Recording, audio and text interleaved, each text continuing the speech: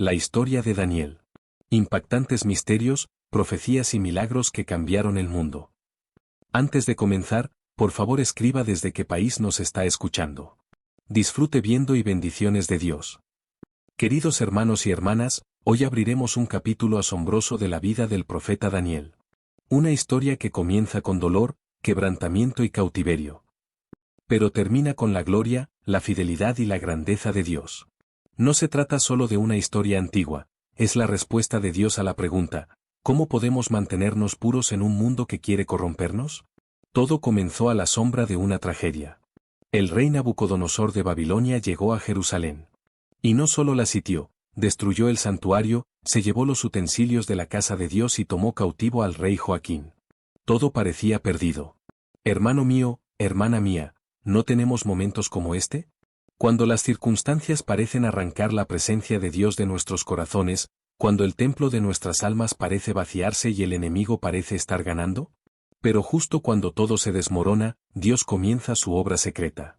Nabucodonosor ordenó, escoge a los mejores jóvenes de entre los cautivos. De familias nobles y reales. Guapos, inteligentes, capaces. Que aprendan la lengua de los caldeos. Que me sirvan. Daniel estaba entre ellos. Y 3 de sus amigos, Ananías, Misael y Azarías.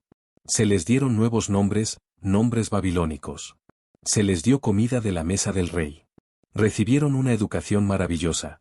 Parecería que ¿qué hay de malo en eso? Pero, hermanos y hermanas, el enemigo a menudo nos ofrece algo mejor solo para hacernos renunciar a lo que es santo. La comida del rey era idolátrica. Era contraria a la ley de Dios. Y Daniel, todavía muy joven, prefirió no reprenderse. ¿Cómo echamos de menos hoy esta solución? Cuando el mundo impone sus normas, cuando el compromiso parece conveniente, cuando el sistema dicta qué comer, cómo hablar, cómo pensar. Pero Daniel dijo no. Y tomó esa decisión no para discutir, no para gritar, sino para pedir humildemente. Le pidió al jefe de la guardia, déjanos comer solo verduras y beber agua. Danos 10 días. A ver qué aspecto tendremos. Y Dios estuvo con él. Dios le dio gracia. Incluso en la esclavitud. Incluso en un país pagano. Incluso bajo el dominio enemigo. Después de 10 días, sus rostros brillaban. Sus cuerpos eran más fuertes. Sus ojos estaban más brillantes. El pastor que los observaba se dio cuenta de que no se trataba de una dieta ordinaria, sino de algo sagrado. Escuchadme, queridos, cuando decidáis ser fieles a Dios aunque nadie lo vea, aunque el precio sea alto, Dios empezará a distinguiros. No ante la gente al principio, sino ante el cielo. Y entonces la gente lo verá. Una cosa más. Dios no solo se preocupa por lo que no comemos, sino también por lo que consumimos. Estos jóvenes no solo se negaban a comer, sino que absorbían la sabiduría con entusiasmo. Enseñaban, reflexionaban. La Escritura dice que Dios les dio conocimiento, razonamiento y la capacidad de entender sueños y visiones. Daniel tenía un don especial. Y cuando pasaron esos 3 años, cuando llegó el momento de presentarse ante el rey, ¿adivinen quién era el mejor? ¿Quién era más inteligente que todos los hechiceros, magos y astrólogos? ¿Quién fue elegido por Dios? Fueron los que se negaron a transigir. Fueron los que eligieron el camino de la pureza. El rey Nabucodonosor, sin conocer al Dios vivo, reconoció, ustedes son 10 veces mejores que todos los demás. Y los puso al servicio del palacio. Escucha con atención, el mundo puede quitarte todo, tu nombre, tu libertad, tu templo. Pero a menos que entregues tu corazón, seguirás siendo un vaso de Dios. Porque el verdadero templo está dentro. Y si te mantienes fiel en las cosas pequeñas, Dios te exaltará entre los grandes. Esto es solo el principio de la historia. Pero en este principio está la clave, la esclavitud no es el final. Si permaneces fiel, Dios te hará útil. Si no te inclinas ante las mentiras, Dios te revelará sus secretos. Y entonces, cuando toda Babilonia sea un caos, conocerás el camino. Que los que vivimos en la Babilonia espiritual seamos como Daniel. Fieles, puros, mansos y, por tanto, invencibles. Hermanos y hermanas, cuando Dios levanta a una persona, cuando su gracia descansa sobre un hijo o una hija, tengan la seguridad de que llegará un momento en que la fe será puesta a prueba. No siempre será una amenaza abierta o persecución. A veces será un desafío que sacudirá incluso a los más firmes. Esto es lo que le ocurrió a Daniel. Ya se había hecho notar. Destacaba por su sabiduría, fidelidad y pureza de vida. Pero Dios le estaba preparando algo más grande. Llegará un momento en que Dios te elevará más alto, pero solo después de que hayas pasado por las presiones bajo las que otros se derrumban. Un día Nabucodonosor tuvo un sueño. Inusual, intenso, perturbador. Se despertó con pesadez, ansiedad, una sensación de algo trascendental. Sintió, esto no era solo un juego mental. Era un mensaje. Pero aquí estaba el problema, no podía recordar lo que había soñado. Solo una sensación de inquietud. Solo la presión interior. Solo el temor de algo que no podía entender. Así que reunió a todos sus sabios, magos, hechiceros, astrólogos. Y exigió lo imposible, decime lo que he soñado y explicadme lo que significa. Escuchad, amigos, esto es lo que hace un mundo sin Dios, exige a la gente lo que solo Dios puede hacer. Confía en los sabios, en el sistema, en el conocimiento. Pero cuando llega el verdadero desafío, resulta que está vacío. Los sabios de Babilonia están confundidos. Dinos el sueño mismo y lo interpretaremos. Suplicaron.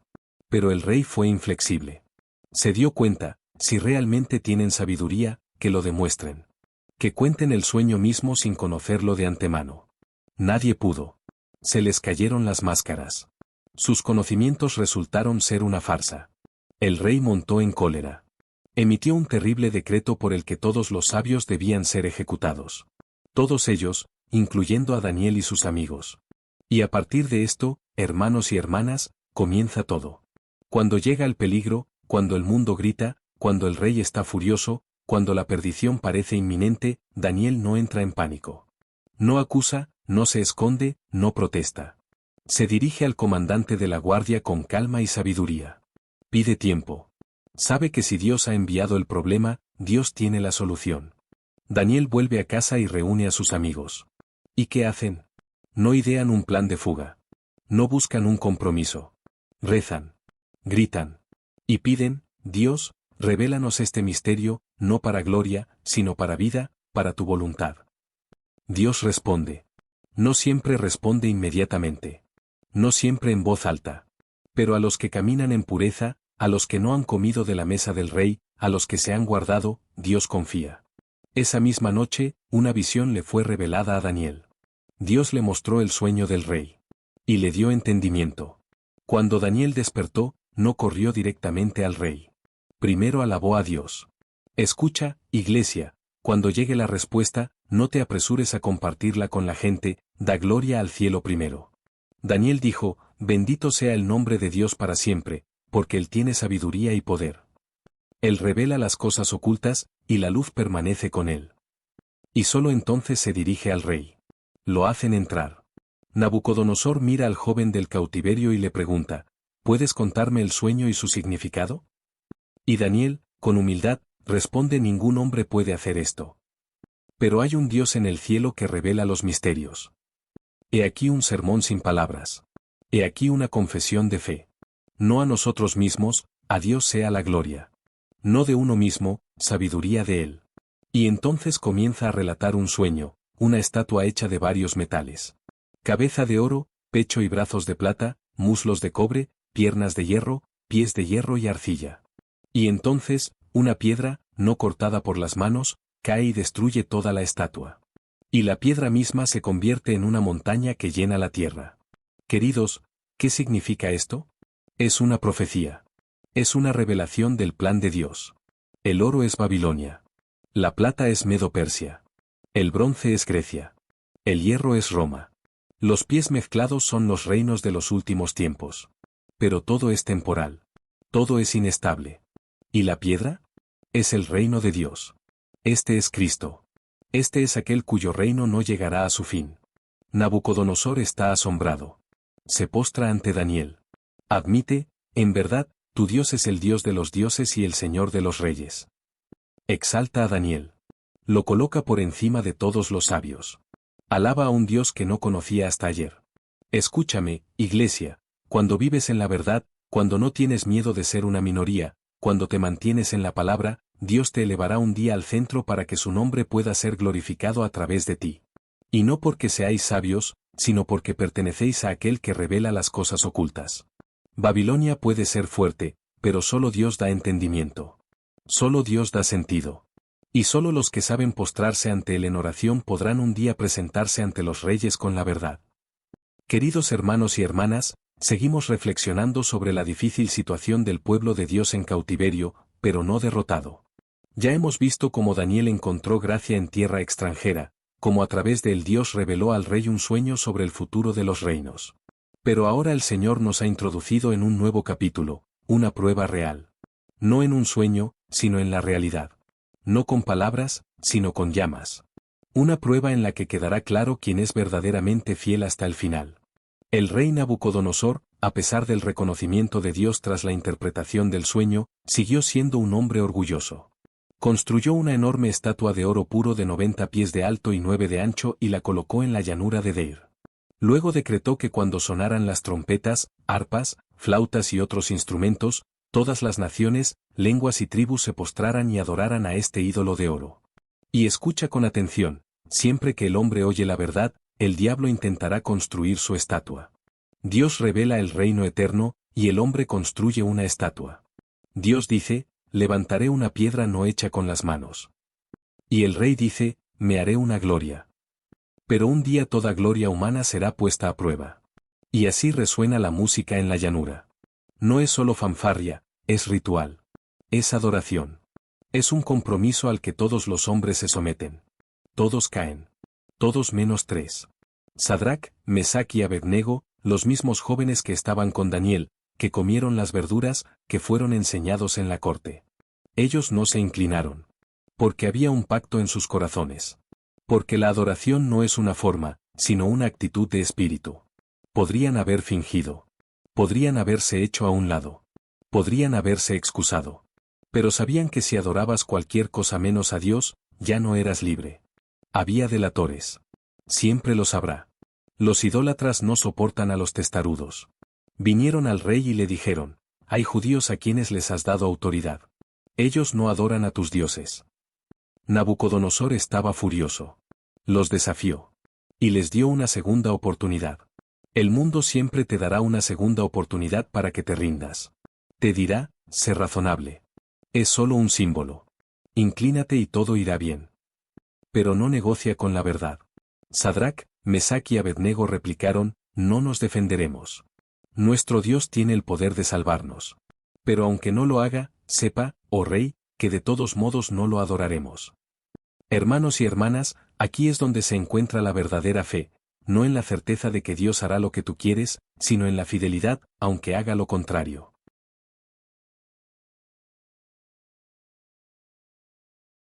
El rey no pudo soportar su insolencia.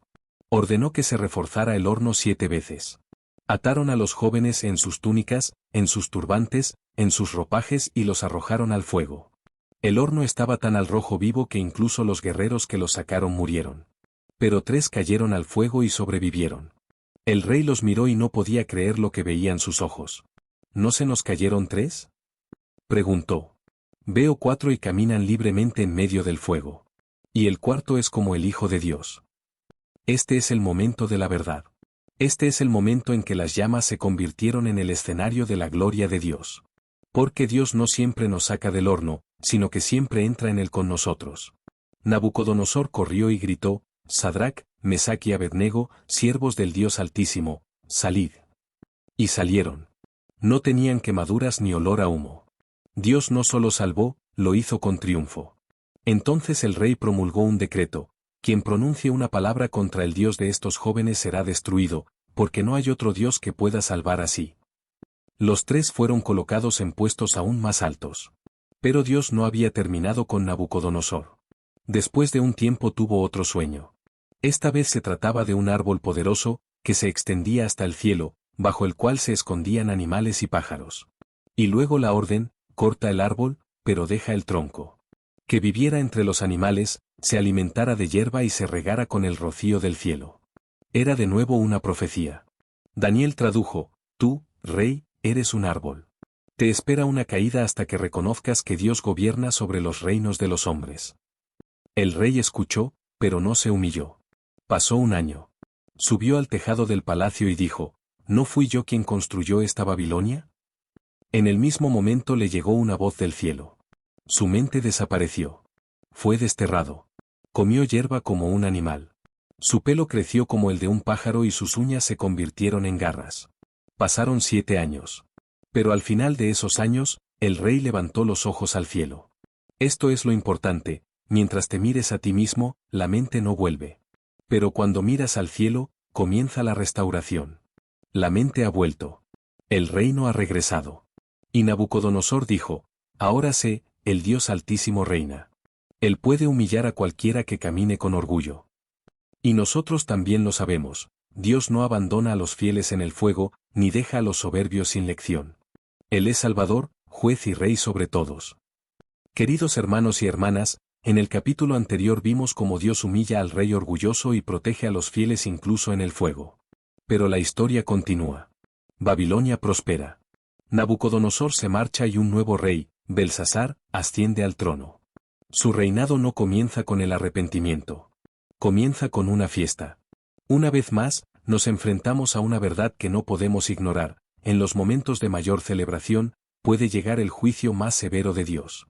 Belsasar dio un gran banquete.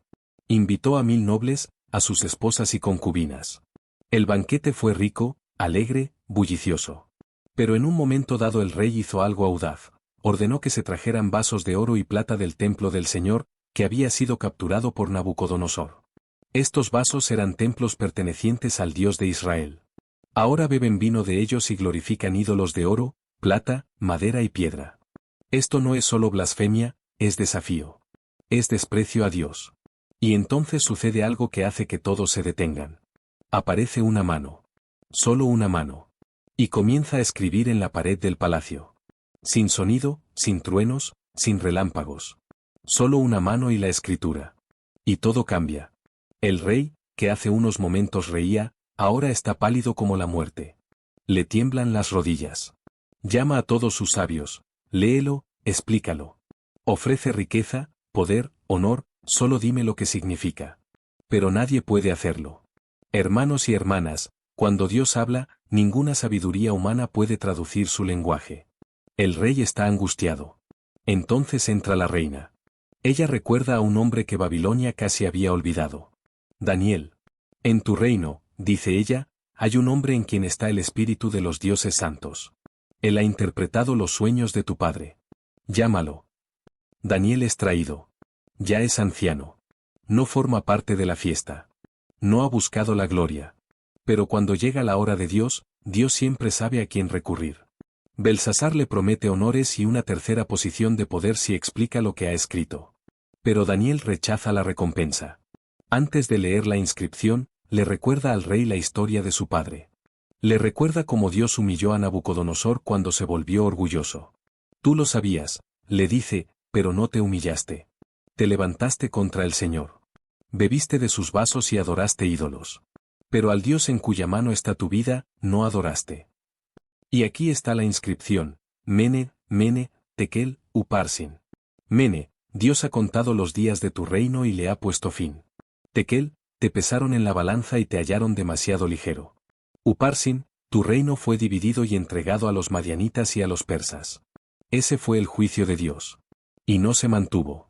Esa misma noche, durante una fiesta, los enemigos entraron en la ciudad. Belsasar fue asesinado.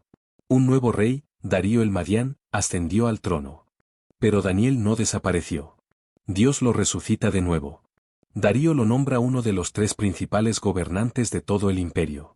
Una vez más, como en los capítulos anteriores, la fe provoca celos. Los demás nobles no pueden encontrar ni un solo reproche contra Daniel. Es honesto, irreprochable, fiel. Así que urden una trampa. Decreta, rey, que nadie rece a ningún dios salvo tú durante 30 días. Quien lo infrinja será arrojado al foso con los leones. El rey, halagado, firma el decreto. Pero Daniel, regresa a casa. Abre las ventanas, como siempre hace, y reza. 3 veces al día. No por rebelión, sino por lealtad. Lo atrapan. Es llevado ante el rey. Darío está conmocionado. Se da cuenta de que ha caído en su propia trampa. Trata de encontrar una manera de salvar a Daniel, pero la ley de los medos y los persas no puede ser anulada. Y entonces ocurre algo que desafía la lógica humana. Daniel, el anciano, el fiel, el inocente, es arrojado a un foso con leones hambrientos. El rey, de pie ante él, dice, que el Dios al que sirve esté libre. La piedra es empujada hacia la entrada. El rey no puede comer. No puede dormir. Está inquieto toda la noche. ¿Y qué hace Dios? Lo que siempre hace. Permanece fiel a aquellos que permanecen fieles a él. Daniel es custodiado por un ángel. Los leones cierran sus fauces. El poder de Dios vence a la naturaleza porque el que está con Dios está más allá de la ley de la muerte. Así que, amigos, esta sección no trata solo de la sentencia escrita en el muro. Es una historia de cómo el orgullo provoca la oposición de Dios. Pero también de cómo la fidelidad a la oración, incluso en una habitación secreta, puede cambiar el curso de la historia. Mientras el mundo celebra, Dios escribe. Mientras unos se enaltecen, otros doblan las rodillas. Y es a ellos a quienes viene el ángel. Hermanos y hermanas, hemos llegado al capítulo final de esta maravillosa historia. Y no se trata de la muerte. No se trata del fracaso. Trata del futuro. Trata de Dios revelando secretos no solo a los reyes, sino también a sus siervos. Cuenta la historia de cómo el cielo se inclina ante un hombre que dobla sus rodillas ante Dios. Y este último capítulo no es el final, sino el principio. Porque Dios le muestra a Daniel no solo sueños, sino acontecimientos que se extienden a lo largo de los siglos, hasta nuestros días y más allá. Después de aquella noche en que Daniel fue arrojado al foso de los leones, ocurrió un milagro. Los leones no lo tocaron. Dios envió un ángel para cerrar la boca a los depredadores. Por la mañana, el mismo rey Darío corrió al foso y gritó, Daniel, siervo del Dios viviente, ¿te ha salvado tu Dios? Y oyó la voz de un hombre vivo como respuesta, mi Dios ha enviado un ángel. Soy inocente ante él y ante ti. El rey se quedó estupefacto. Ordenó que Daniel fuera conducido fuera inmediatamente. Entonces promulgó un decreto para todo el imperio, todos debían adorar al Dios de Daniel, porque él es el Dios vivo y eterno, y su reino no será destruido. A partir de ese momento, el Señor comenzó a revelar a Daniel profundidades que no habían sido mostradas a nadie antes que a él. La primera de ellas es la visión de las 4 bestias. En la revelación nocturna, Daniel ve 4 bestias que emergen del mar embravecido, un león con alas de águila, un oso con 3 costillas en la boca, un leopardo con 4 alas y cabezas, y una cuarta, terrible, de hierro, con 10 cuernos y rostro maligno. Y luego hay un cuerno pequeño, que habla con altanería y hace la guerra a los santos. Estas son imágenes de imperios. Babilonia, Mido-Persia, Grecia, Roma. Y luego están los reinos divididos del fin de los tiempos. Daniel está conmocionado, pero en esta visión también se le muestra algo magnífico, el trono del Altísimo, el anciano de día sentado en el trono y el Hijo del Hombre que viene en las nubes. A él se le da gloria, poder y un reino que no pasará. El juicio no tiene lugar en los tribunales terrenales, sino en el cielo. Y los justos recibirán un reino que no les será arrebatado. Daniel recibe otras visiones. Él ve una oveja con 2 cuernos que vence todo en su camino, esto es Mido-Persia. Luego una cabra con un cuerno que aplasta a un carnero, esto es Grecia. Un cuerno se rompe y aparecen 4 en su lugar. De uno crece un cuerno pequeño, símbolo del rey traidor que profana el santuario. Es un prototipo del futuro sistema anticristo. Esta visión inquieta al profeta. No entiende lo que significa. Entonces se le presenta un ángel, Gabriel. No solo como mensajero, sino como intérprete. Él dice, estos acontecimientos se refieren a los últimos tiempos. Sobre lo que está por venir. Y aquí se nos revela algo maravilloso. Gabriel explica que la visión incluye no solo los reinos políticos, sino también la guerra espiritual. Se levantará un rey astuto y cruel, que engañará a muchos, romperá el pacto e intentará destruir todo lo que es santo. Pero al final será destruido, no por la mano del hombre. Después de oír todo esto, Daniel hace algo extraordinario. No se queda meditando sobre las profecías. Cae de rodillas y comienza a orar. No pregunta, ¿cuándo será? Dice, perdónanos, Señor. Confiesa los pecados del pueblo, su culpa, reza por Jerusalén. No busca la gloria. No pide explicaciones. Está quebrantado. Ayuna. Está en polvo y ceniza. Su corazón está en humildad. Esta es la verdadera respuesta a la profecía, no el argumento, sino el arrepentimiento. Gabriel viene de nuevo. Esta vez con la mayor revelación de todas. Él dice, Desde el tiempo del decreto para reconstruir Jerusalén hasta la venida del Mesías habrá 7 séptimos y 62 séptimos. Esta es una profecía de la venida de Cristo. Y que Él será rechazado, pero no por sí mismo. Luego la destrucción del templo. Y luego el fin de los tiempos, cuando la maldad llegará a su límite, pero vendrá el juicio y la restauración. En la última visión le fue revelado a Daniel que vendría un tiempo de tribulación como no se había visto desde el principio del mundo. Pero el gran príncipe Miguel, protector del pueblo de Dios, resucitará. Y vendrá una resurrección, unos a la vida eterna, otros a la desgracia eterna. Y los sabios brillarán como luminarias, y los consejeros como estrellas por los siglos de los siglos. Y al final, una voz le dice a Daniel, sella el libro hasta el fin de los tiempos. Sigue tu camino, encontrarás descanso. Al final de los días te levantarás para recibir tu herencia. Así termina la historia. No con fanfarrias. No con triunfo político. Sino con palabras de esperanza, encontrarás la paz. Y te levantarás. Porque para aquellos que permanecen fieles, que rezan, que no se rinden ante el mundo, hay una promesa. El reino no es terrenal, sino eterno. La vida no es temporal, sino indestructible. Y el pago viene de la mano de Dios, no del hombre. No lo entendemos todo, igual que Daniel no lo entendía todo. Pero si vivimos como Él con humildad, fidelidad y oración, Dios nos revelará lo suficiente para que podamos seguir adelante. Y el día adecuado, como Él, oiremos una voz, levántate.